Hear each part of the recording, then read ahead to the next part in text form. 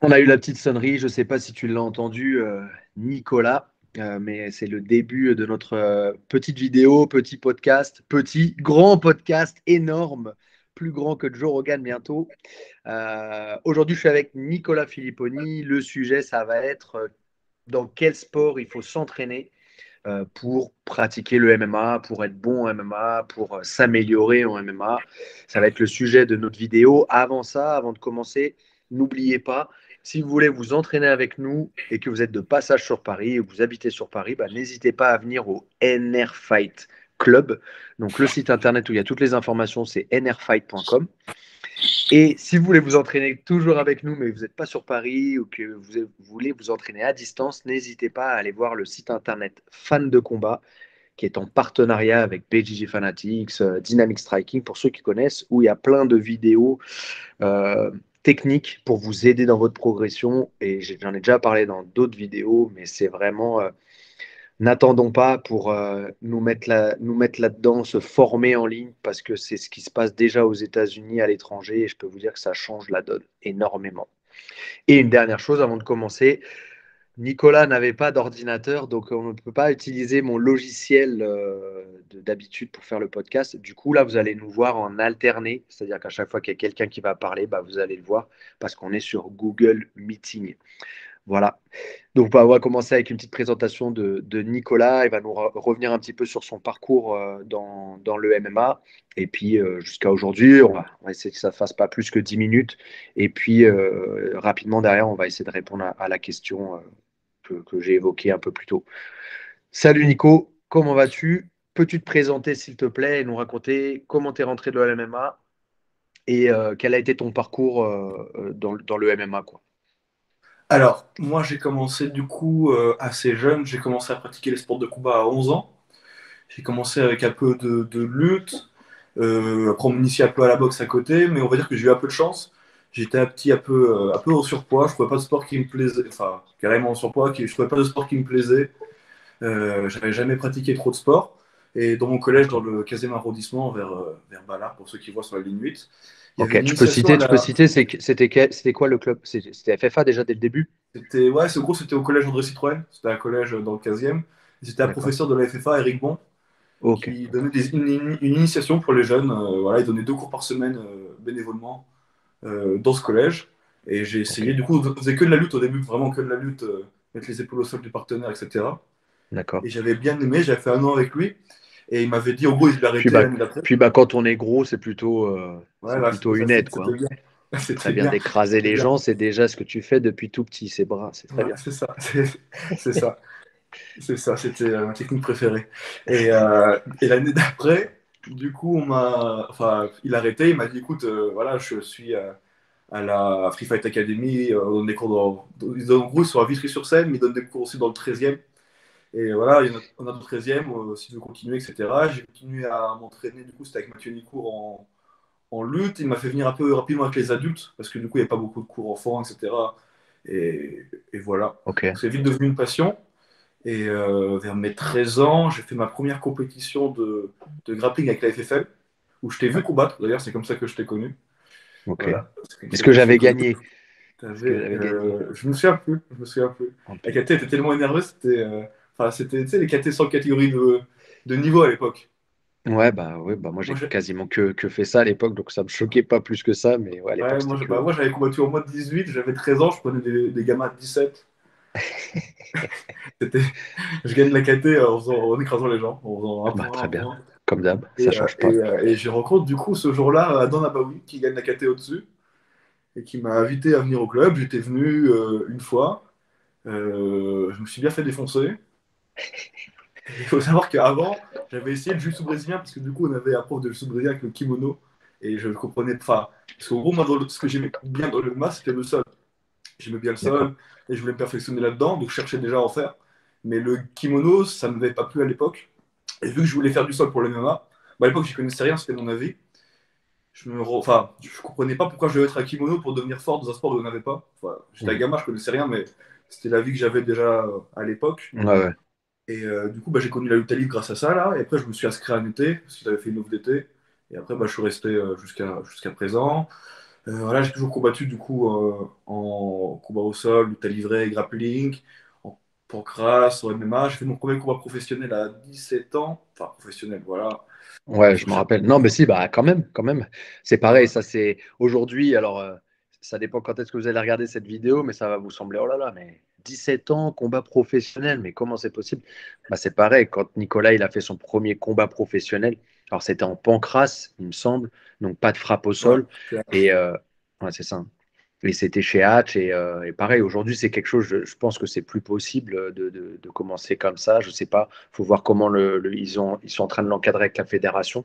Mais en tout cas, aujourd'hui, c'est très bien encadré. C'est pas aussi facile que ça de faire un combat dès le début comme ça, là. Et c'est vrai que bah, moi, j'y étais ce jour-là, d'ailleurs, et tu devais, je sais plus ce qui s'est passé, il y a eu un changement d'adversaire ou autre. Enfin, je devais combattre en amateur et une heure avant, on m'a fait en fait, c'est du pro, vas-y, vas-y, t'as plus ah de ouais. casque, c'est bon. Ah ouais, bah voilà. Et Je tu connais avais un fait mec qui avait déjà des déjà. combats, t'avais fait des combats amateurs avant ou c'était vraiment Ouais, ton premier combat? j'en avais une vingtaine, hein. J'en avais une vingtaine Ah dans ouais, l'amateur. quand même. J'en Donc, avais une vingtaine dans l'amateur. Après, c'était du amateur en pancrace, hein, c'est pas l'amateur de maintenant. Quand je vois l'amateur de l'époque et l'amateur de ouais. maintenant, il n'y a vraiment rien à voir. J'avais pas le niveau des Mm. amateurs qu'on a maintenant au Inner Fight, on va dire. Ouais. Bah, après, tu avais 17 ans et bon, ok. Ouais, après, Euh, c'était l'entre-deux, ancienne génération, nouvelle génération. C'était l'entre-deux, on va dire. mm.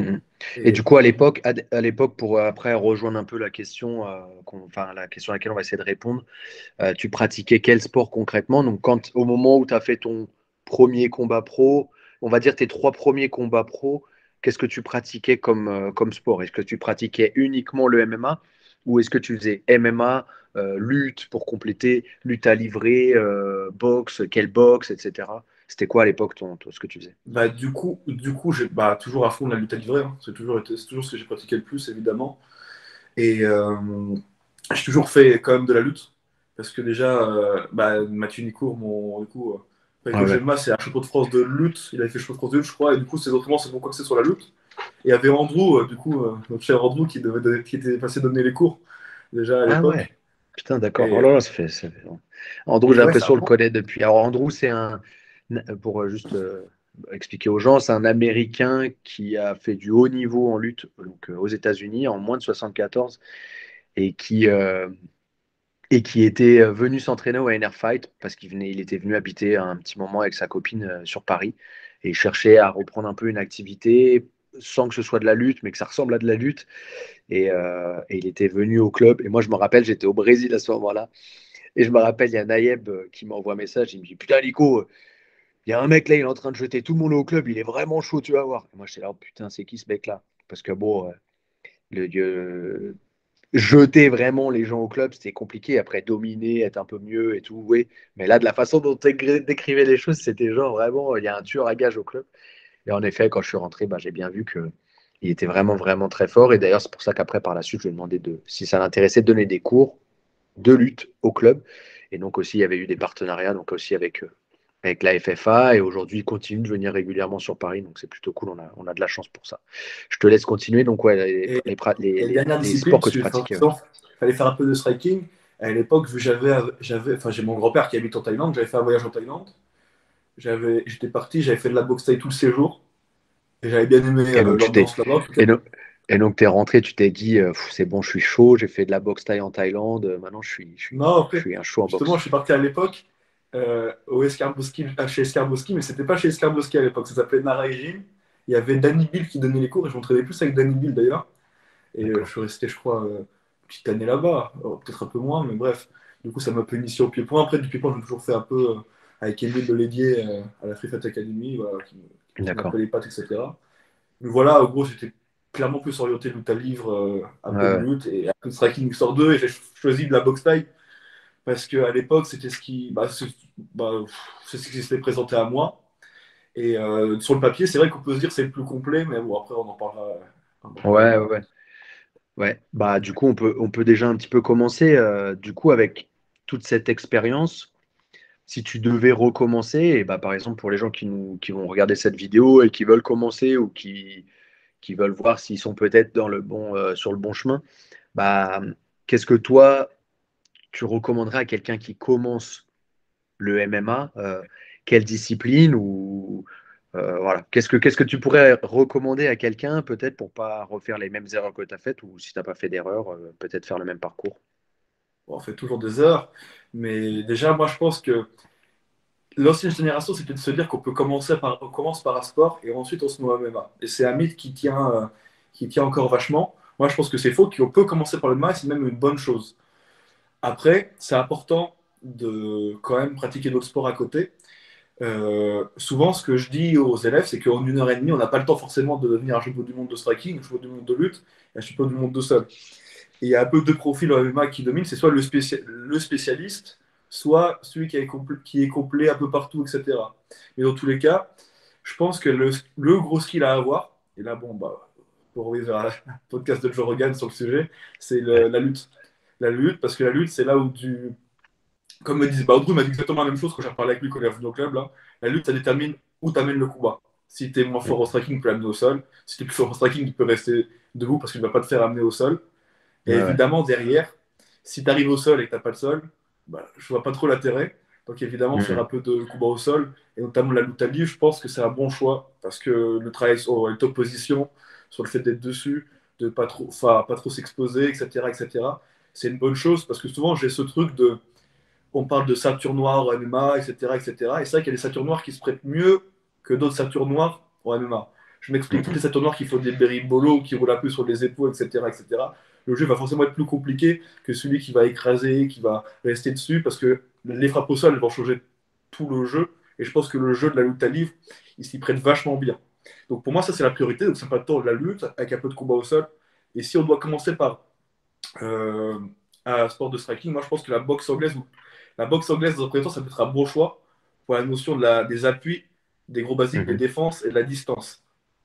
La boxe taille, c'est un sport qui est très bien.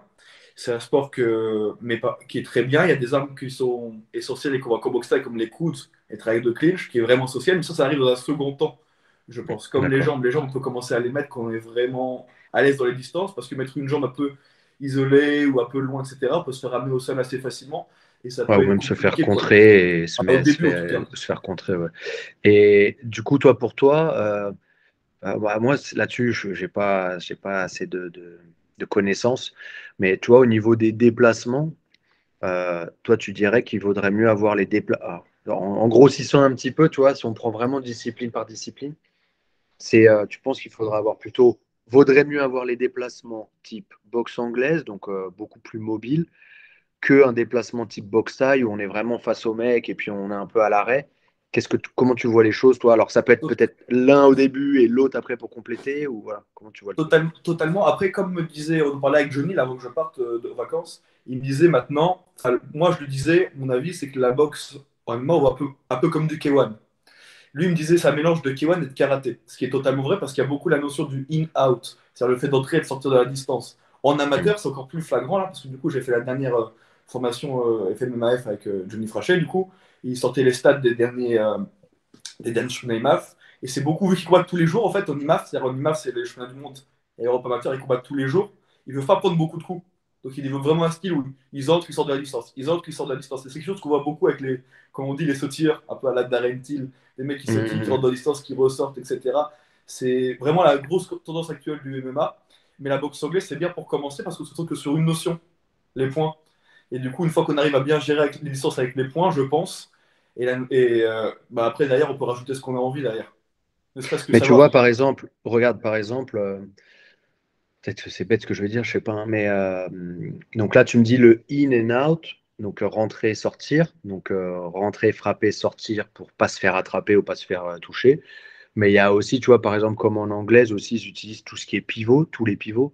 C'est ce que je vois aussi beaucoup bah, quand je regarde les combats de MMA, c'est tu rentres, t'es pas obligé forcément de repartir sur l'arrière, mais plutôt partir sur le côté. Bah, pareil pour plus être sur l'angle où le mec il peut venir te contrer ou il peut rentrer dans tes jambes. C'est quoi un peu ton avis par rapport à ça? Est-ce que c'est quelque chose aussi qu'on travaille que en anglaise ou c'est quelque chose qu'on voit aussi peut-être dans d'autres disciplines? C'est quelque chose qu'on voit aussi un peu dans toutes les disciplines, je pense, hein. Après, euh, après c'est pour ça que l'anglais, c'est bien. C'est que au début, on va se concentrer que sur les points et sur ces notions-là. Parce que plus on rajoute d'informations, plus on rajoute les pieds, les genoux, etc., plus ça va être Ouais. compliqué. Donc je pense que c'est une bonne chose. Je me souviens d'un reportage à l'ancienne, enfin je sais plus c'était lequel, c'était Minotauro qui entraînait Toquinho et il disait que s'il y avait un truc à avoir, c'est l'anglaise de la lutte au début. Parce que c'est une notion Hmm. justement de distance, de pivot, d'entrée, sortir, etc. Après, après, chacun a son jeu. Le in-out, ça marche très bien. Après, on voit des combattants, par exemple, comme Joan Doyle qui avance, qui au contraire met la pression, etc., qui arrive très bien. Et dans tous les cas, si on ne sait pas défendre bon, je change un peu de sujet, mais si on ne sait pas défendre un takedown, bah, ça va être compliqué dans tous les cas de striker. Mais le truc avec la Hmm. boxe taille, c'est que c'est statique. Et en plus, ça boxe beaucoup sur un coup dur. Ce qui est Ouais, facile à contrer en MMA, du coup. Enfin, ce qui est facile à contrer, il faut aussi l'avoir venir. Et à moins ce truc justement d'entrer-sortir, parce que qu'aux autres, c'est pour clincher. d'accord. Et ce truc-là, ça me fait penser à quelque chose là, que tu viens de dire pour la boxe taille, où on va rechercher le coup dur. Ça veut dire quoi? Ça veut dire qu'en fait, le mec, il va chercher à faire une frappe ou deux. Mais du coup, en MMA, qu'est-ce qu'on retrouve? On retrouve plutôt des combinaisons qui vont être plus longues, plus courtes, qui vont se rapprocher de quel sport pour toi? C'est quoi? C'est plus comme l'anglaise, où il va y avoir quand même, enfin, il me semble, un peu plus de coups, tu vois, 3, 4, 5 peut-être. Et je pense que la boxe taille, il y en a moins. Enfin, voilà, juste éclaire-moi un petit peu là-dessus, toi, quel est ton avis là-dessus? Jusqu'à là, je vais reprendre ce que Joan Doyle dit dans ses cours, c'est de 2 à 4 coups, c'est bien. 2 coups, c'est parce que c'est D'accord, facile de contrer sur un coup. Plus de 4 coups, comme dit Jean, c'est du Street Fighter. C'est un combo un peu en mode juste de me faire saisir, etc., etc. ouais, La boxe taille, il faut comprendre déjà qu'au Thaïlande, le pointage il est particulier. C'est que si. Enfin, je crois que les points ne valent rien. En Thaïlande, en tout cas. Les points ne valent rien. Et le coup qui. Peut-être que je dis une bêtise là, attention. Attention, mais ouais, je ouais, crois que ouais. le coup qui vaut le plus, c'est le middle. C'est le coup de pied au corps. D'accord, Donc souvent, c'est pour ça ok. qu'on voit beaucoup de démarrage par un middle arrière, notamment. Quelque chose qui. Les gens qui regardent la vidéo, n'hésitez pas, si vous êtes vraiment spécialiste, vous connaissez bien les choses, n'hésitez pas à commenter pour compléter un petit peu hein, tout ce qu'on dit là. Alors, Nico aujourd'hui est beaucoup plus spécialiste dans le sol maintenant, il me semble. En tout cas, il a une bonne expérience en MMA, donc c'est pour ça qu'on débat là-dessus. Mais voilà, on essaie de réfléchir un petit peu à voix haute et puis de partager avec vous le débat entre nous deux. Et donc voilà, n'hésitez pas à commenter s'il y a des choses à rajouter. Donc ouais, redis-moi la box taille, redis-moi là. Donc pour toi, le coup, Donc, du coup, il n'y a enfin, pas de ce point. que, Il n'y a pas de pointage. En Thaïlande, en tout cas, c'est comme ça. Il n'y a pas de pointage sur l'anglaise. Par contre, c'est les jambes. Et ce qui vaut le plus, c'est le middle. Donc, on voit souvent le démarrage par premier coup au middle. Ce qui est totalement. Enfin, un middle isolé au MMA, c'est une manière de se faire amener au sol assez facilement. C'est une manière de se faire contrer. Et avec les mitaines, en plus, ça punit vachement. Parce que les mitaines, ça change vachement. Ça peut ouvrir beaucoup plus vite. Ça fait beaucoup plus mal, etc., etc. d'accord, ok. Et, euh, et donc pour toi après, donc ça c'est pour ah ouais, ça, on était sur les combinaisons. Donc les combinaisons, ce que tu as repris ce que dit Joanne Doyle, c'est de 2 à quatre coups. Et du coup, soit partir sur du in and out, soit sur du pivot, sortir par l'extérieur. Est-ce que toi, tu vas avoir une différence entre quelqu'un qui n'a pas peur d'aller au sol et quelqu'un qui veut pas aller au sol, tu vois? Si quelqu'un qui veut surtout pas se faire ramener au sol, euh, est-ce qu'il va y avoir une différence au niveau de l'attitude, tu vois? Est-ce que le mec il va plutôt se tenir droit? Est-ce que le mec il doit plutôt se tenir bas pour pouvoir se sprawler? Alors, raconte-nous un petit peu Alors là, là-dessus. j'ai même un bon exemple. On va dire qu'effectivement, c'est pas de se faire amener. Ce qu'on dit souvent, c'est d'être un peu plus fléchi sur les appuis en MMA. Donc, D'accord. ça, quelqu'un qui ne veut pas se faire ramener à tout prix, il va entrer, sortir, essayer de se déplacer, essayer de jamais se faire saisir, etc., etc. Quelqu'un qui n'a pas peur de se faire ramener au sol, je vais prendre un premier exemple, c'est Paddy Pimblett. Paddy Pimblett, c'est pas le meilleur striker, il frappe fort, mais il en a tellement rien à faire de se faire ramener au sol qu'il croit tellement bien en sa boxe, il avance, il frappe et finit par mettre des gros KO, que ce soit sur des jambes, Ouais. des poings, Bah, etc., comme, etc. euh, comme Charles de Oliveira aussi, qui en a rien Exactement. à faire de se faire ramener au sol et qui avance, qui boxe, enfin, plutôt attitude boxe taille, on va dire. C'est ça. Et par exemple, pour reprendre l'exemple de Jean, hein, Jean, il n'a pas peur de se faire amener au sol non plus. Et du coup, il t'avance dessus, il frappe, il te frôle dessus, etc., etc. Et cetera. Et c'est ce qu'on voyait enfin, c'est ce que moi je voyais quand j'étais gamin, je le voyais combattre au cage horaire, par exemple.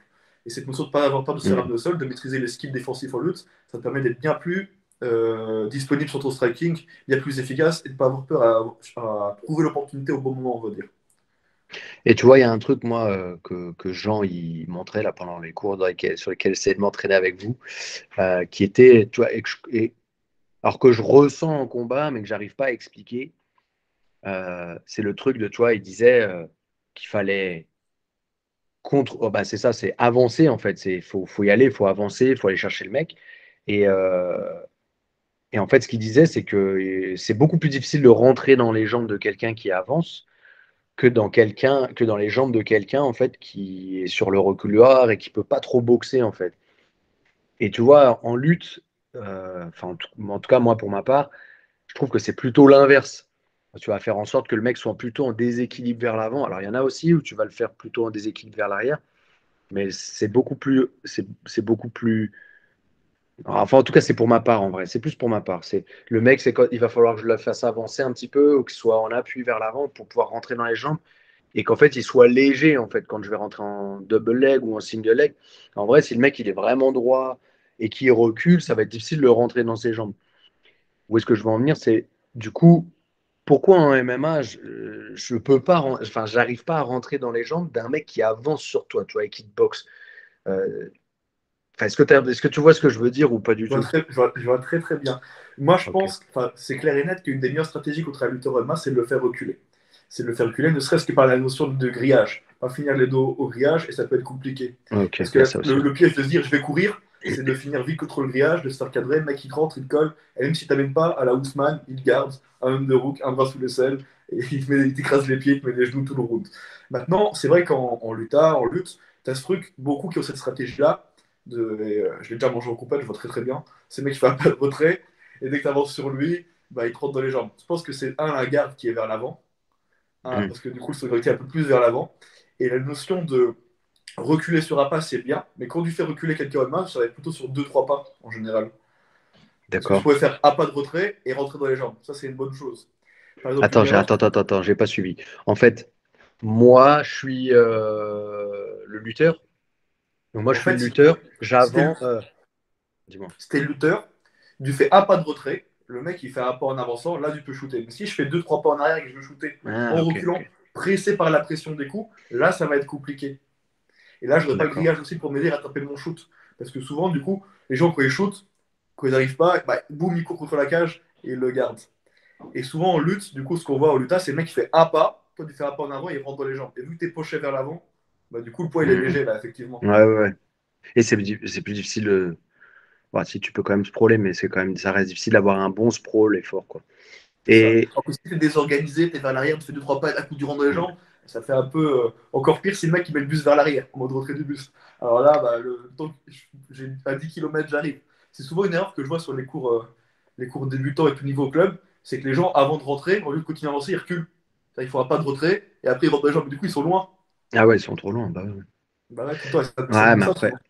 après c'est souvent c'est l'appréciation de la distance. C'est comme Exactement. je parle du tennis, par exemple. Tu vois, moi, j'en ai fait un petit peu. Et tennis ou tous ces sports-là où tu dois être bien placé par rapport à la balle ou par rapport à un objet. C'est la même chose, sauf que là, l'objet, c'est l'être humain. C'est plus compliqué. Euh, L'autre question aussi, c'était, enfin, une question que je me posais, est-ce que, enfin, tu vois, moi, quand je vois, par exemple, Khabib à l'époque, surtout, je visualise le combat qu'il a fait face à McGregor. Bah, tu vois, lui, je trouve qu'il arrive à rentrer dans les jambes, même en reculant. Non, j'ai raison ou j'ai tort? Parce que, En tu vois, je le fait, vois, même, tu vois, McGregor qui vient face à lui, qui vient lui mettre la pression et tout, puis lui, il est là un peu sur le reculoir, et puis d'un seul coup, il plonge dans les jambes. Et je trouve vraiment que, enfin, il a vraiment cette attitude quand il a envie de rentrer dans les jambes, il a vraiment cette attitude de lutteur au moment de rentrer dans les jambes, et il arrive à couvrir une distance que d'autres ne faisaient pas, tu vois, en MMA. Enfin, c'est ce que je vois, moi. C'est quoi un peu ton avis sur ça? Khabib, je pense qu'il y a deux choses. La première chose, déjà, il n'a pas toujours la même stratégie à peu près. Il va lutter au premier round, il va le fatiguer, et après, il va Hmm. commencer justement à mettre en place un bras avant. Le truc, c'est qu'il ne rentre pas comme la plupart des gens font, il rentre au low single. Le low single, du coup, c'est une technique qui est vraiment, pour le coup, l'avantage, c'est que ça ne réclame pas de timing particulier. C'est-à-dire que même si tu rentres, bah, il ne va pas te faire contrer parce que tu es tellement bas que c'est compliqué. Par Ok. contre, ça demande des skills au lutte qui sont vachement élevés et je pense que ça réclame aussi pas mal de force dans les mains pour lever un mec sur un low single leg. En tout cas, moi, j'y arrive pas du Ouais. tout. C'est quoi ça? Je- C'est un truc qui m'a. C'est à l'époque, c'était Laurent Boucher qui m'avait fait vraiment réaliser ça et qui me disait vraiment, mais Nico, tu crois quoi? Tous les mecs qui sont forts à l'UFC, voilà, dès que tu es dans le top 10, allez peut-être top 15, je sais pas, mais c'est tous des mecs qui font des gros cuttings. Après, bien évidemment, tu peux toujours avoir une exception qui va te dire que la règle c'est de la merde, mais en vrai, je pense que les lutteurs sont plus propices à cutter. Ça dépend de ton profil aussi. ouais, tu penses, bah, ouais, mais tu vois, ouais, je sais Je pense pas, que j'ai ça dépend de l'impression que tous les les mecs, mecs ont moins besoin de cutter que d'autres, je pense. Selon si du. Enfin, ouais. bah, regarde, Dustin Poirier, Justin Gaethje, bon, qui était aussi lutteur, je sais pas, tous ces mecs en tout cas là en 70, franchement, c'est des mecs qui doivent remonter à 80, 85, quoi, tu vois. Je Euh, pense que ouais, normal. C'est vrai que c'est peut-être quelque chose qui était plus vrai avant aussi. hum, hum, Et je hum, pense hum. que, enfin, ouais. Non, c'est vrai, ça devient une norme. C'est vrai, ça devient une norme de performance dans tous les cas. T'as plus trop le choix. Yes, yes. J'aimerais juste aussi qu'on revienne sur les différentes disciplines en fait qui s'offrent à nous pour pouvoir progresser dans le MMA. On va parler essentiellement des disciplines bah, qu'il y a au NR Fight. Peut-être après, s'il y en a d'autres à côté, on pourra en parler. Mais voilà, je vais te citer un peu les disciplines qu'il y a. Et puis tu vas me dire après à peu près euh, quels sont les points forts de cette discipline et quels sont les points faibles pour toi par rapport au MMA. D'accord? Donc si je te parle de bah, boxe anglaise, pour toi, quel est l'intérêt de faire de la boxe anglaise? Pour le MMA, on en a déjà un petit peu parlé, mais on va faire juste un petit bilan de tout ça. Donc boxe anglaise, les intérêts et puis les trucs à éviter pour le MMA. La boxe anglaise, la notion de gestion des distances, travailler les points, les appuis. Je pense que moi, enfin, après, je m'inspire beaucoup de mes professeurs du Nerf Fight Club. Hein, du coup, Ouais, ouais. voilà.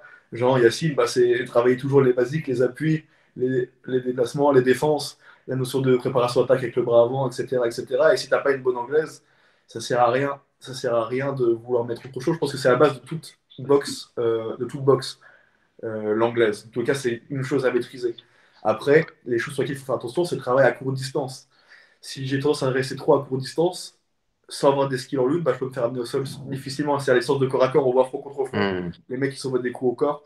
C'est bien, il faut être à l'aise dans cette distance pour pouvoir savoir shooter, pour pas savoir avoir des appuis qui se désorganisent, des défenses qui se désorganisent vers l'arrière et me retrouver à prendre un mauvais coup avec les petits gants ou à me faire amener au sol. Mais il faut faire attention à ne pas tomber dans ce piège. Il y a aussi beaucoup de boxeurs qui ont des appuis vachement trop écartés et qui viennent facile à se faire kicker. Donc voilà. Ok. Donc, le les appuis, pas trop écartés. Enfin, éviter de garder ça peut-être pour le MMA. Et puis le truc de la courte distance, où en anglais, ils vont accepter cette courte distance. Mais en MMA, les mecs, ils peuvent l'accepter comme ils peuvent pas l'accepter et rentrer dans les jambes. Donc peut-être surprendre les mecs de l'anglaise. On est bien d'accord, c'est ça? C'est ça. Ok. La boxe taille, c'est quoi les intérêts de faire de la boxe taille et c'est quoi les choses peut-être à éviter de la boxe taille? Et les femmes qui sont vraiment magnifiques et qui vont vraiment faire la différence au niveau, c'est le travail des coudes, notamment sur la courte distance, les genoux, même les jambes en soi, et tout ce qui est clinch. C'est même des armes qu'on trouve pas forcément ailleurs. C'est-à-dire les coudes, on les voit, enfin les coudes on les voit pas ailleurs, en tout cas utilisés comme ça. Maintenant, là où il faut faire attention, c'est le rythme boxa qui est souvent un faux rythme, un peu lent, et voilà, bosser beaucoup sur un coup, notamment sur une jambe isolée, ça peut être dangereux face à un lutteur qui peut rapidement nous amener au sol. Ok. Et je sais pas si tu connais la différence entre la boxe. Ah, j'ai déjà lu 100 fois, mais j'arrive jamais à me rappeler la différence entre la boxe taille et le kickboxing. Le kickboxing, Le kickboxing, c'est une boxe qui est déjà beaucoup plus mobile. Beaucoup plus mobile et c'est beaucoup ok. plus avec des combinaisons. Je pense d'ailleurs que c'est ce qui ressemble le plus, comme on disait, à la boxe en MMA en soi. Notamment avec enfin, avec un petit mélange avec le karaté, justement, entrer-sortir. Donc je pense que D'accord. le kickboxing, c'est un bon choix. Ça peut être aussi un très bon choix, une fois qu'on a des bonnes bases en anglaise. Mais pareil, c'est toujours faire attention à ne pas démarrer, jambe arrière, pas démarrer sur une jambe le timing, enfin, comment dire, à bien timer sa jambe pour pas se faire amener au sol, etc., etc. Mais je Mm. pense que ouais, c'est un très très beau compromis, tout ce qu'on voit sur kickboxing, K1, etc. C'est Et quoi la après, bah, différence entre le kickboxing et la boxe là, juste pour ceux qui regardent, et puis pour moi, du coup, pour la même occasion? en gros, souvent, bah, du Wall Glory, un peu ce que ça donne. Ouais, ouais, ouais, ouais. C'est une boxe qui est beaucoup plus mobile, en fait, qui est, euh, en tout cas, qui est beaucoup plus mobile, qui joue beaucoup plus sur la combinaison. Donc la boxe, ils sont plus statiques au creux au sol, ils sont bras à coups, etc., etc. Autre la culture, je ne suis pas le meilleur pour en parler, mais la boxe, il y a une vraie culture, enfin, il y a une vraie culture qui lui est propre. Mm. Mais voilà, moi, au niveau du style pur, en tout cas, tu as la boxe style où tu as le droit de clincher, du coup, tu as le droit d'attraper, travailler avec des coudes, etc. Où c'est beaucoup plus statique, ça boxe un peu plus sur un coup. Et le kickboxing, c'est beaucoup plus mobile, et où dès qu'il y a une saisie, il faut breaker et ça recommence. D'accord. Ok. Qu'est-ce qu'on a d'autre au club dans la percussion? On n'a que ça, mais sinon, est-ce que il y a la boxe française aussi en France, ou le savate, comme ils disent, savate, comme ils disent au Brésil. Moi, je sais que par exemple Arnaud Templier, qui est le coach de pied-point là, de l'équipe de Hatch, donc de Saladin Parnasse, etc., de là-bas. Là. Je sais qu'il vient de là et il a récupéré pas mal des armes de la boxe française pour les ramener dans son style, pour deux professeurs pour le MMA. Tu connais un petit peu, toi, la différence, enfin, tu connais un petit peu ce style-là ou... Alors, je n'en ai jamais fait, je ne me suis jamais trop renseigné, mais ce qu'on m'a toujours dit justement, c'est que c'est une très bonne base pour les sports pied-point. Il y a Franck Petitjean qui vient de la boxe française, il me semble que D'accord. j'avais parlé avec lui de ça. Mon premier prof, du coup, Émile Lelégué, qui venait de ça aussi, il me disait toujours que c'était un sport très particulier, et que c'était une très bonne base, en tout cas, parce que c'est très très technique comme sport. Voilà, c'est tout ce que Ok. j'en sais. Ok, pour ça, on ne l'a pas au Air Fight, mais peut-être un jour, si un professeur peut venir nous enseigner ça avec grand plaisir. Du coup, maintenant, pour le combat au sol, bah, on a le jiu-jitsu brésilien et la lutte à livrer. Juste, alors, bon, on va pas être super objectif parce que tous les deux, on est pratiquants de lutte à livrer. Mais moi, si je peux déjà introduire un peu le truc, c'est pour moi quand même, en jiu-jitsu brésilien, en plus, on a vu dans un podcast là, que j'ai fait avec Vincent Nguyen, leur objectif à travers le règlement, c'est vraiment de faire en sorte que les gens, les pratiquants, ils aient une super garde. Parce que pour eux, c'est vraiment la base et c'est très important d'avoir une garde impassable. D'accord. La garde, c'est quand je suis sur le dos, je ne vais pas vous le faire là, mais je suis sur le dos et j'ai mes jambes face à mon adversaire et en fait, mon adversaire est entre mes jambes. D'accord. Ou plutôt, je suis comme ça, je suis sur le dos, mes jambes, elles sont là et mon adversaire, il est face comme ça. OK. S'il n'a pas assez ma garde, c'est qu'il est plus entre mes jambes et qu'il est donc soit en position en croix latérale sur moi ou qu'il est assis sur moi en position montée ou ce qu'on a dit dans la vie de tous les jours, c'est la position à cheval. D'accord. C'est que je ne l'ai plus du tout entre mes jambes et du coup, là, il a un vrai contrôle sur moi. Et du coup, en jiu-jitsu brésilien, ils axent beaucoup leurs entraînements sur le travail de la garde et la prise de dos. Et je pense que ces deux situations-là, enfin, cette situation de la garde et ce contrôle du dos sont deux positions très importantes qu'on ne travaille pas et qu'on travaille en lutte à livrer quand même, mais pas autant qu'en JJB. Donc je pense que l'intérêt pour moi de faire du JJB, c'est peut-être celui-là de, de travailler sa garde et de travailler les prises de dos. Après, en lutte à livrer, je vais te laisser répondre pour la lutte à livrer peut-être, et puis je compléterai si besoin. Pour toi, c'est quoi l'intérêt ou qu'est-ce que la lutte à livrer t'a apporté, toi, pour ton style de combattant en MMA? Alors, il faut savoir que justement, ce que je disais souvent, enfin, moi en tout cas, Euh, Enfin, il faut toujours adapter son style. En tout cas, moi, je pense que j'adapte pas trop, enfin peu, ma lutte à livrer au MMA. Parce qu'il y a beaucoup cette notion, notamment au club, avec ce que nous m'a enseigné de pression. Côté dessus. Mettre la pression, pas le laisser se relever, pas laisser sa garde, l'écraser. Et du coup, j'allais chercher toujours une position dominante. Et notamment le jeu qu'on fait nous au club, triangle de bras, guillotine, qui permet de pas trop s'exposer et souvent de contrer un lutteur qui aurait 30 dans les jambes. Donc Mhm. voilà, moi je pensais. D'accord. Donc plutôt, toi, ce que tu retiendrais de la lutte à livrer, c'est, bah, tu vois, comme quoi le travail plutôt au-dessus du coup, et le travail où on va mettre la pression, on va essayer de garder l'adversaire au sol, et au niveau des soumissions, on va plutôt travailler. Après ça, c'est le style un peu du club. La C'est lutte ça, à ouais, c'est ça livrer que je en disais du général. club. Ouais. La lutte à livrer, en général, bon, on a le droit à toutes les soumissions, mais ce qui est beaucoup, alors en JJB, ce qui est beaucoup utilisé dans la culture, encore une fois, c'est clé de bras, triangle avec les jambes. Les triangles, c'est un étranglement qu'on va faire avec les jambes. On va récupérer la tête et le bras avec les jambes, et puis on va faire comme un étau, comme un serpent qui s'enroule. Ça va serrer, et puis on va taper. Donc, clé de bras, puis voilà, et puis après, tout ce qui est étranglement avec le kimono. D'accord? C'est ce qui va beaucoup se faire en kimono. Après, aujourd'hui, on voit, hein, il y a des clés de cheville qui arrivent aussi en kimono parce que des fois, ils n'ont pas travaillé pendant longtemps. Donc, dès qu'il y en a un ou deux qui arrivent à être bons en clé de cheville, et bah, ça vient à la mode. Mais en général, c'est ça. Et en lutte à livrer, ce qu'on va beaucoup travailler, c'est tout ce qui est étranglement avec les bras. Donc, ça va être guillotine, triangle de bras. Triangle de bras, bah, ça ne fait pas vraiment un triangle, mais presque. Donc, c'est quand je viens récupérer la tête et le bras de l'adversaire entre mes bras. Euh, on va faire aussi Kimura. Bon, nous, au club, on ne fait pas énormément de Kimura, mais ça se fait beaucoup aussi. On le travaille énormément beaucoup en lutte à livrer. Puis après, ça va être tout ce qui va être les attaques sur les chevilles, les jambes. Bon, ça, en MMA, je recommande pas, sauf si on est vraiment un spécialiste, d'aller chercher les clés de talon. Mais voilà, ça va être. Moi, je pense que de ce qu'on peut retirer de la lutte à livrer, en tout cas, c'est vraiment ce travail. Bon, déjà, on travaille toujours un peu la lutte debout, donc c'est quand même intéressant. Et surtout dans la partie en lutte debout, c'est là où on va pouvoir travailler les défenses face à des lutteurs. On va défendre pour aller chercher un étranglement, chose qu'ils n'ont pas forcément en lutte. Donc ça, c'est intéressant. Et après, ça va être quand on est au-dessus dans la garde, bah, c'est de mettre la pression, de pouvoir bien se placer pour pouvoir frapper, et puis bah, d'écraser, d'écraser pour pouvoir passer la garde, et puis à partir de là, essayer de faire en sorte que l'adversaire nous donne la tête pour pouvoir étrangler. Voilà. C'est un peu la stratégie qu'on a mis en place au club, et, euh, et c'est ça, je pense qu'on peut retenir un petit peu de la luta et de ce qu'on peut travailler. Il y a quelque chose que tu rajouterais, toi, de la luta Non, je pense ou que c'est c'est à peu très près ça? bien. Ok. Un autre truc aussi, c'est du coup, là qu'on a vu maintenant un peu toutes les disciplines. Donc, on est d'accord, si aujourd'hui on veut faire du MMA, il faut s'entraîner en MMA. On est bien d'accord là-dessus, Nico. Tellement. Ok.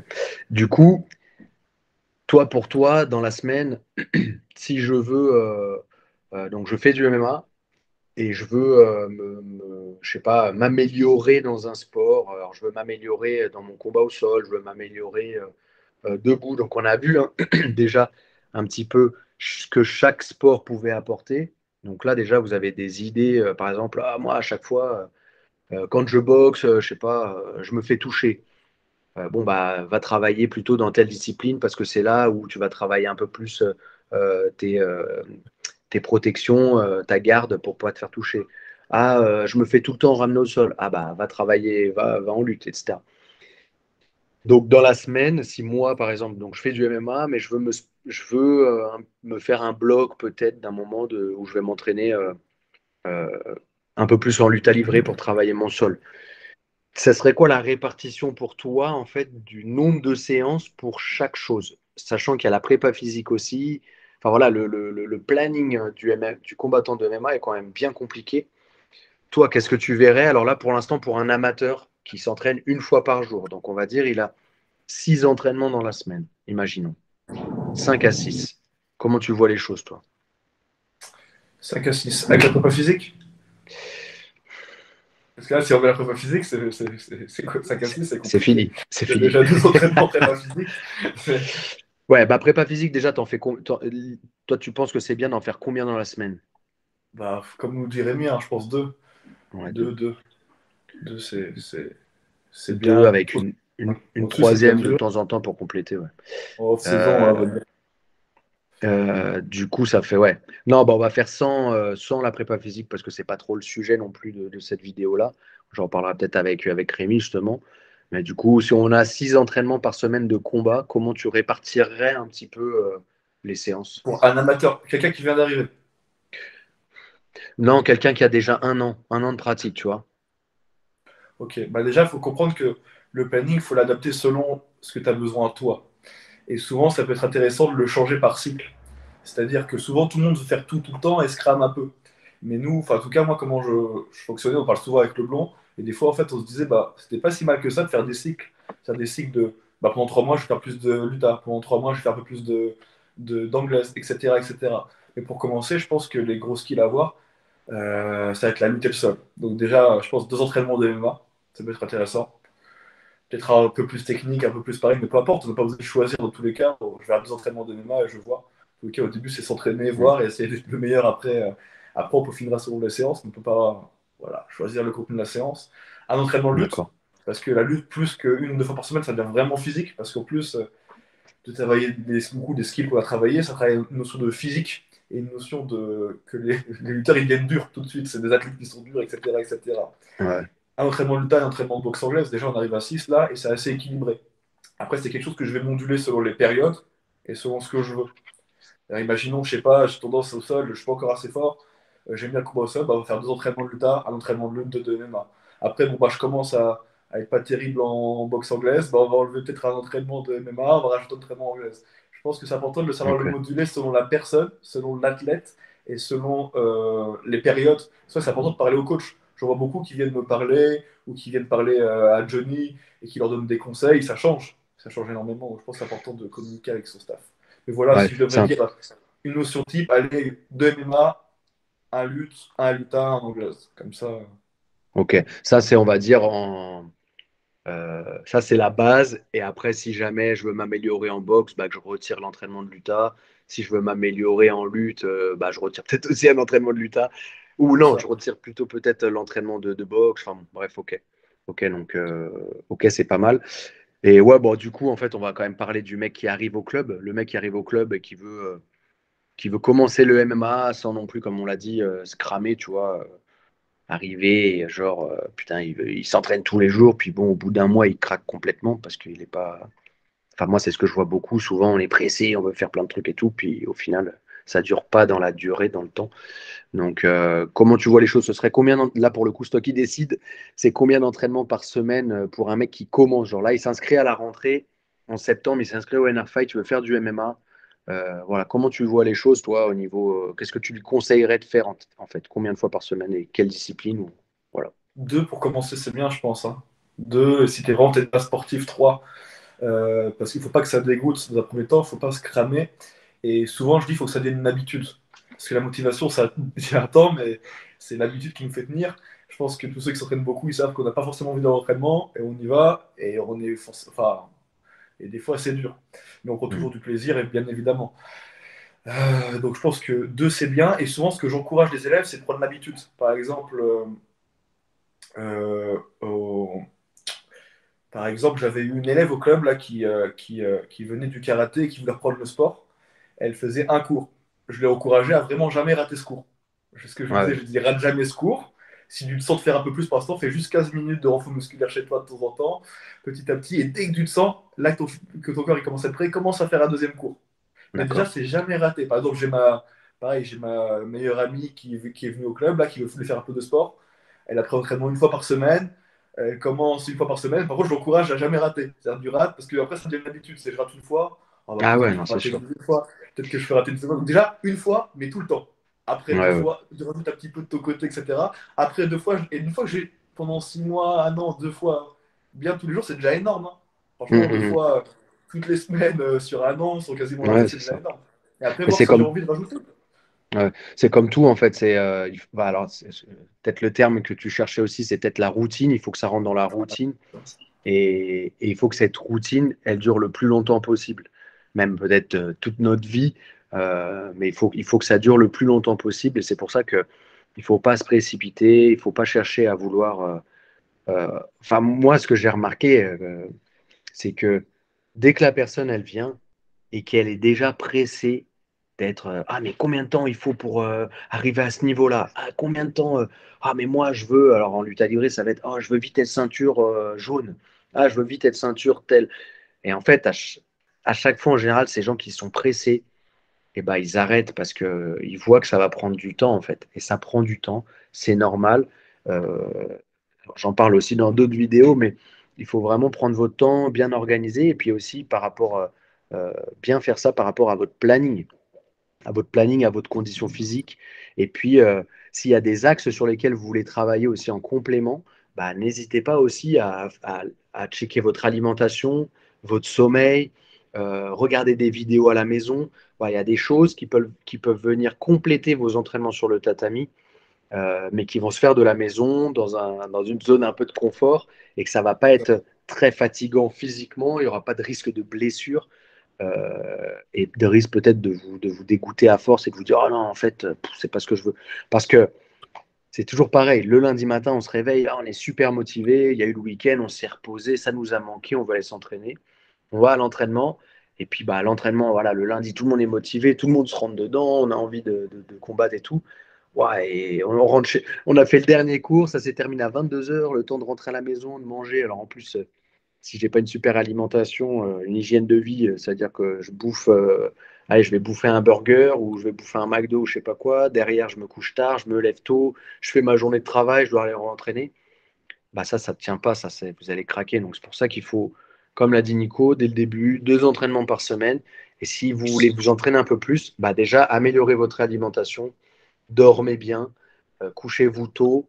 euh, et puis n'hésitez pas à regarder des vidéos de la maison. Franchement, encore une fois, c'est pas pour faire la pub, mais j'ai vraiment vu la différence là sur ces dernières années, des mecs qui regardent les vidéos et les mecs qui en regardent pas. Je le vois vraiment, donc n'hésitez pas à rajouter ça aussi dans Si je peux vos donner une entraînements. image sur ça, là au club, pareil, je le vois énormément. C'est souvent, on voit des gens arriver, par exemple, pour la livreur, le Mac, ils savent même pas ce que c'est même pas l'objectif. Donc forcément, c'est comme si je joue au foot et que je sais pas qu'il faut marquer un but, qu'il y a une balle et on me donne un ballon, on me fait vas-y. C'est à peu près le même Mhm. principe. Donc je pense que c'est intéressant de regarder vachement des vidéos et des fois de commencer par regarder des combats déjà. Parce que les S'intéresser exceptionnels, même à la discipline. Comme ouais, tu c'est dis, ça. si le mec il connaît pas le règlement, il sait pas ce qu'il faut faire, euh, bah voilà, il va être un peu perdu, il va pas comprendre. Donc n'hésitez pas, ouais, à vraiment compléter votre entraînement par même vous prenez, je sais pas, en tout peut-être 2 heures dans la semaine où vous faites des recherches un peu sur le sport, vous regardez des choses sur YouTube, vous regardez le règlement, vous allez sur le site internet de la Fédé, et ainsi de suite. Il y a plein d'informations, donc n'hésitez pas à checker ça. Et comme dans la vidéo où j'ai fait avec Vincent Nguyen, il disait que lui, dès le début, c'est un règlement, dès le début, Vincent Nguyen, il est arbitre international, hein, en JJB. Et ce qu'il disait, c'était que au début, il gagnait des combats alors qu'il était moins bon que les mecs, mais juste parce qu'il connaissait bien le règlement. Donc c'est très important de bien connaître le règlement. On pense que c'est juste de la bagarre, mais c'est pas de la bagarre. La bagarre, c'est peut-être dans la rue ou ailleurs, mais sur le tatami, c'est un combat, on va dire, intelligent. Il faut réfléchir. Donc voilà, essayez de mettre toutes les chances de votre côté. Donc là, on a vu le débutant, on a vu la personne qui avait déjà 1 an de pratique. Et maintenant, on va voir celui qui a déjà 3, 4, 5 ans peut-être de pratique et qui se lance et qui veut être vraiment, donc qui a fait déjà des combats amateurs et qui a envie d'être professionnel.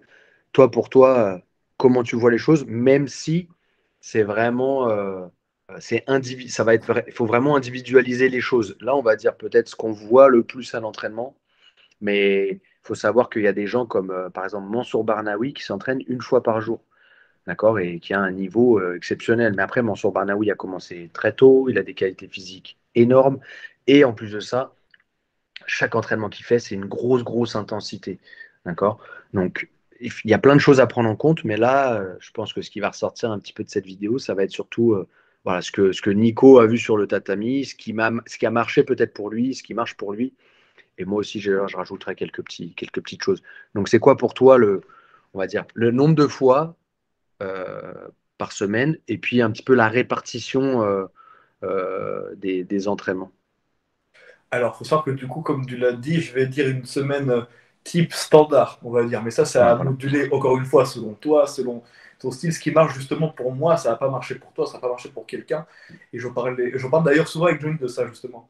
De ça, ne serait-ce Mhm. que la manière de s'entraîner, etc., etc. Donc, on peut retrouver dans plein de sujets, la notion des sparring, la notion de sparring, etc., etc. Il y a plein de sujets. Mais une semaine type, pour moi, c'est déjà, on va dire, si je fais la prépa physique, je fais 2 entraînements de prépa physique. Je fais mes 2 entraînements de MMA, un entraînement de lutte, 2 entraînements de lutte, 2 entraînements de boxe, peut-être Attends, deux, attends, deux attends. C'est quoi? d'anglais ou un pied-point avec glace. Voilà. T'as C'est dit deux prépas. moi, je dirais, pour équilibrer. On parle d'une optique où on s'entraîne, allez, 1 à 2 fois par jour, mais plus 2 fois par jour. Ouais, on est sur 2 fois par jour, on va dire. quasiment peut-être 4 fois dans la semaine et puis peut-être 2 jours où c'est un entraînement. C'est Un ça. entraînement. Non. 2 entraînements prépa physique, Ouais, de prépa. un entraînement de Alors lutte. la prépa, attends. Toi, toi, personnellement, tu fais quoi? C'est quoi les jours de tes prépas? Du coup, prépa, normalement, c'est lundi ou, enfin, nous, comme on le faisait Ouais, avec ouais, Rémi, c'est lundi, jeudi. ouais. Lundi, jeudi. On va dire que je donne mes jours aussi pour les entraînements. Donc après, c'est quoi? C'est 2 cours de MMA, c'est ça? 2 cours de MMA. Donc là, on part sur quoi? C'est quoi les jours? On peut dire que on va faire comme au club, hein, le mardi pour le MMA, et peut-être un deuxième entraînement, peut-être aller Le jeudi ou le vendredi, quoi. jeudi, le vendredi. Ouais, jeudi, par exemple, comme on fait shootbox au club, là, pour les Hmm, compétiteurs ok. en ce moment. Ensuite, Après, un, donc, un entraînement de lutte, on peut dire le mercredi, comme on fait avec Johnny pour les compétiteurs. Je parle évidemment sur les cours compétiteurs, là. ouais, La lutte, c'est quelque chose qui fatigue hein, quand même. Donc, on peut même en faire, quand je fais lutte, je peux même faire un entraînement par jour. Un ouais, entraînement où on va y aller, et voilà, il me ouais, c'est suffit. ça. C'est si, en fait, ça va. Il y a un truc aussi que Pequeño, donc moi, mon prof de l'UTA, mais qui a été champion en MMA au Japon, etc. à l'époque. Bon, pour ceux qui s'intéressent, allez voir. Alexandre Pequeño, lui, il disait toujours aussi, c'est euh, ça, il va faire toujours un jour fort, un jour beaucoup moins fort, un jour fort, un jour beaucoup moins fort. Et même dans le jour fort, les 2 cours, ils vont pas avoir la même intensité. Il y en a un qui va être un peu plus technique et l'autre qui va être quasiment que du sparring en général quand c'est des journées fortes. Donc c'est ça. Et ouais, le cours de wrestling, de lutte, wrestling, ça va être en général. Alors ça dépend encore une fois de euh, comment le cours il va être dirigé. Mais en général, ouais, c'est des séances qui bouffent de l'énergie. Ça bouffe beaucoup d'énergie la lutte. Donc en général, ça va être. Si on fait une grosse séance, ça va être une journée que lutte, quoi, je pense. Ouais, je pense que c'est un bon choix. Je pense que c'est un bon Ok. choix. Donc là, on a 2 prépas, 2 MMA, un De cours de l'UTA. lutte, wrestling, Ouais. De l'UTA, du coup. 2 en luta. Ouais. Moi, je dirais Ok. 2 en l'UTA lundi, par exemple, et vendredi. Ouais, ouais. Ok. Et 2 en striking. On peut dire, j'en mets un le samedi matin, par exemple. Et Mhm. un le vendredi, peut-être. Je Voilà, crois on que a j'irai 2 jours le d'affilée. Ouais, enfin, en gros, un non, en début de semaine, un en début de voilà. semaine et un en fin de semaine, quoi. Voilà, quoi. Et en Je pense que c'est fonction un de la bon journée, équilibre. ouais. Je pense que pour une semaine type, c'est pas mal. Et striking, du coup, toi, toi, perso, tu fais quoi? Ou les mecs du club, en général, ils font quoi? Bon, en C'est quoi? général, nous, on C'est. fait beaucoup d'anglais. On fait beaucoup d'anglaises au club. Hein. Au Ok. club, on fait beaucoup d'anglaises. Après, je pense que ça peut être intéressant de varier avec un cours sur deux pieds-points. Un peu. Ouais, ouais. Ou comme on a dit tout à l'heure aussi, des Tu vois, phases, par exemple, des cycles. les frères Prigent de chez nous, du coup, c'est des Ouais. combattants amateurs. Là, ils ont commencé à faire un cours de kick, un cours d'anglaise. Ça les a bien aidés dans le jeu. Hein. Parce qu'il y a des phases importantes avec les jambes. Enfin, notamment, on voit des mecs comme Makachev qui mettent pas mal alors que c'est des lutteurs, etc. Ouais, Je trouve ouais. que ça peut être intéressant. Encore une fois, ça dépend du style, ça dépend de plein de choses. Ok. Putain, j'ai oublié ma question. Ah oui. Maintenant, au niveau des sparring. Euh, donc là, on va parler surtout du MMA plutôt que de tout. Mais tu vois, si on part, comment tu vois les choses, toi? Parce que je sais qu'on a changé pas mal les choses au club. Euh, donc on peut parler peut-être de là où on est actuellement au club. Je sais qu'à un moment, on faisait 2 séances dures enfin dures, 2 grosses séances de sparring en MMA dans la semaine. On s'est rendu compte que c'était un peu trop. Du coup, on a changé. On a fait qu'une séance, ouais, dure et une séance un peu plus relax. Enfin, dis-moi un petit peu comment ça se passe là-dessus. Enfin, partage avec les gens ça. Alors là, on a une séance de sparring, du coup, où c'est casqué, bien protégé, etc., où on va faire tout 3x5. Je pense que c'est important pour la notion du gestion du cardio, la notion du gestion de la combat sur 3x5, le fait de savoir ce que c'est de prendre des coups, etc., etc. Je pense qu'il y en a besoin, pas pour toute l'année, pour tout le monde. Ça dépend des gens. Il y en a qui en ont plus besoin que d'autres. Et ça, c'est à voir avec son coach, etc., etc. Mhm. Comment on fait au club? Il y a 2 autres jours où on fait du MMA. Le vendredi, ça va être du thème, avec du coup, là je parle pour les compétiteurs évidemment, du thème. Ça c'est très intéressant parce qu'on peut monter l'intensité sans se blesser, sans frapper fort, travailler différentes phases de combat, les différentes notions du mal, la notion de distance, de timing, de pression, voilà, etc. Et le cours qui est super intéressant, et j'ai l'impression que c'est que ce que un peu toutes les grosses équipes font, c'est le cours de shootbox. qu'on fait ça s'appelle MMA, mais c'est de la shootbox qu'on fait. On fait beaucoup. Shootbox, c'est quoi? C'est très light sur la boxe, très très light sur la boxe, et tenter un maximum de lutter. Et lutte, par contre, c'est pleine intensité, et garder l'adversaire au sol. Ça peut continuer au sol ou non selon le thème, avec beaucoup de catch control. On voit Ça me beaucoup de va bien ce genre de séance-là. Pourquoi moi, il n'y avait pas ça quand j'étais sur Paris? à Pas l'époque, trop fort en boxe quand et puis on j'étais part pour fâché. lutter. Mais ça, c'est un cours qui m'a fait extrêmement, extrêmement de bien moi aussi, où je risque pas de me blesser, par exemple, aussi, quand je suis un peu fatigué, etc. etc. Et, et qui est vraiment intéressant. Je me sens que c'est un peu la marque de toutes les grosses équipes, notamment le SBG. Ce qu'on m'expliquait, ce qu'ils font au SBG, du coup, c'est l'équipe de Connor, c'est une des grosses équipes européennes, ils ont beaucoup de monde. Connor est réputé pour son striking, mais en réalité, ils sont vachement réputés pour la notion de catch control. Catch control, et parce qu'ils travaillent apparemment beaucoup au shootbox, il faut quasiment jamais de sparring appuyé, de ce qu'ils disent. Et enfin, peut-être que j'ai des bêtises, hein, effectivement, mais du coup, Non, c'est ce c'est qu'on ce que m'a j'ai dit entendu moi, aussi, ouais, c'est ce que j'ai entendu. et beaucoup de catch control, et un gros système sur le catch control. Et je pense que bah, c'est ce qu'on fait au club le jeudi, et c'est vachement intéressant parce que le fait de pas appuyer, ça te permet de prendre confiance. Déjà, du coup, tu peux travailler tes défenses, même si t'es pas un bon boxeur, tu peux travailler ton Mhm. timing, et t'as pas peur de rentrer dans les jambes. Du coup, tu vas tenter beaucoup de fois, et plus tu tentes, plus ton cardio va monter, plus tu as du tri à faire technique, parce que du coup, plus tu auras d'erreurs à faire, à trier, plus tu vas pouvoir progresser, etc. etc. Il y a un truc qui est beaucoup au club depuis que tu es parti aussi, c'est qu'on tente beaucoup plus. C'est-à-dire, par exemple, je tourne beaucoup le mercredi, jeudi sur le cours de lutte et de shootbox, je tourne beaucoup avec Morgan. Mhm. Et franchement, les rounds qu'on fait, alors que Morgan, il a beaucoup plus d'espace que, etc., beaucoup plus d'espace que moi, bah, il s'explose vachement. Il tente, il tente, il tente. Et du coup, je fais pareil. Et du coup, ça fait qu'on a plein d'options des deux côtés. Et du coup, ça fait que déjà, bah, physiquement, on progresse. Parce que du coup, tu Ouais, beaucoup. Et en plus, tu as beaucoup de choses, beaucoup de matière à travailler dans la séance. Je sais pas si je suis clair. Ce qui ouais, ouais, permet si, vraiment si, de si, je vois. Ouais. progresser. Bah, Il n'y a pas regarde, c'est d'écho, et comment, juste on tente. c'est comme en luta quand on fait du sparring à thème, hein, c'est un peu la même chose.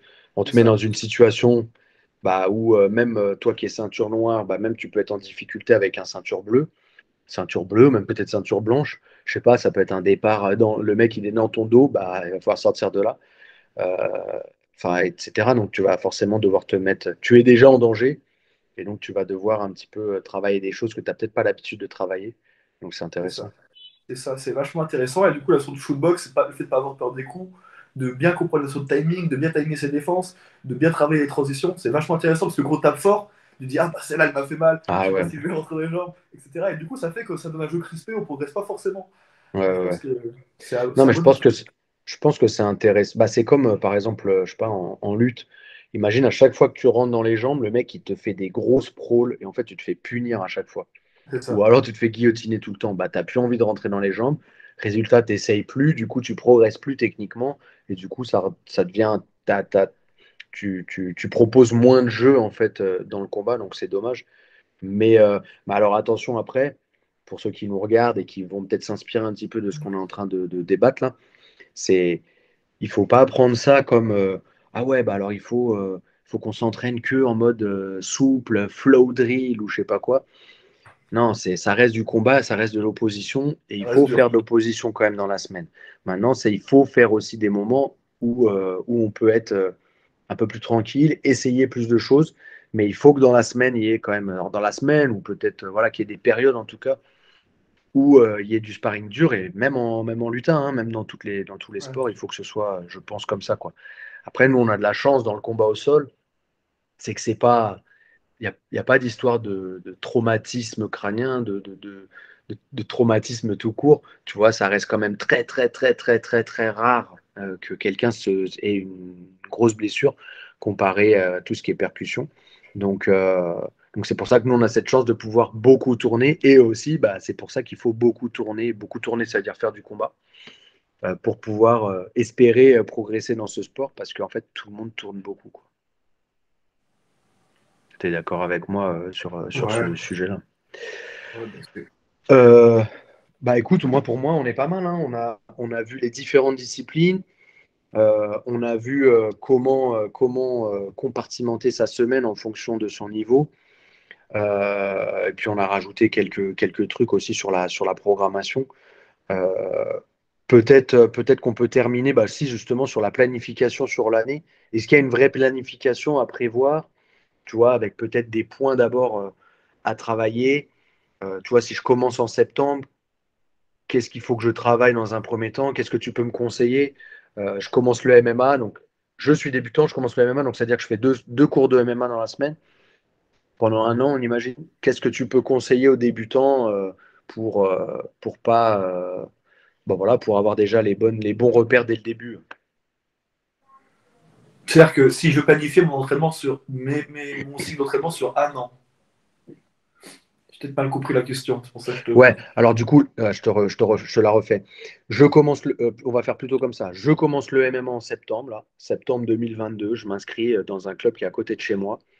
Euh, qu'est-ce que, sur quoi il faut que je me focalise? Parce qu'en vrai, le MMA, c'est euh, de l'anglaise, donc je peux utiliser les poings, je peux utiliser les pieds, je peux utiliser les coudes, je peux utiliser les genoux, je peux lutter, je peux ne pas lutter, je peux être au sol, être sur le dos, je peux être dans. Il y a tellement de possibilités. Qu'est-ce que tu conseilles? Moi, j'arrive au club, j'ai jamais fait de MMA, jamais de sport de combat. Oh là là, mais c'est quoi l'objectif? Qu'est-ce que je dois faire? Sur quoi je dois focus mon énergie quand je commence le MMA? Si je suis vraiment débutant, Ouais, ouais, je suis vraiment débutant, je commence là. bah, je commence, faire du MMA et se laisser guider, dans un premier temps, tout simplement. C'est pas chercher à comprendre, chercher à découvrir la discipline et on verra au fur et à mesure. Pareil, pas essayer de D'accord, planifier sur un an, c'est jouer au fur et à mesure ce que j'ai besoin. ok. C'est. Voilà, moi je pense que des fois, il ne faut pas se casser la tête non plus, hein. C'est comme. Peut-être que je suis un peu ça de toi, tu vois, c'est pas, c'est s'entraîner et voir, hein. C'est tout. Tu vois. C'est une bonne réponse, mais tu les as pas tellement aidés, les mecs qui débutent. Ouais, Mais bah en gros, commencer. non, mais tu as raison. C'est-à-dire, il faut écouter le professeur. De toute façon, vous allez travailler des thèmes, vous allez travailler des choses pendant le cours. C'est des choses que vous devez après essayer en sparring.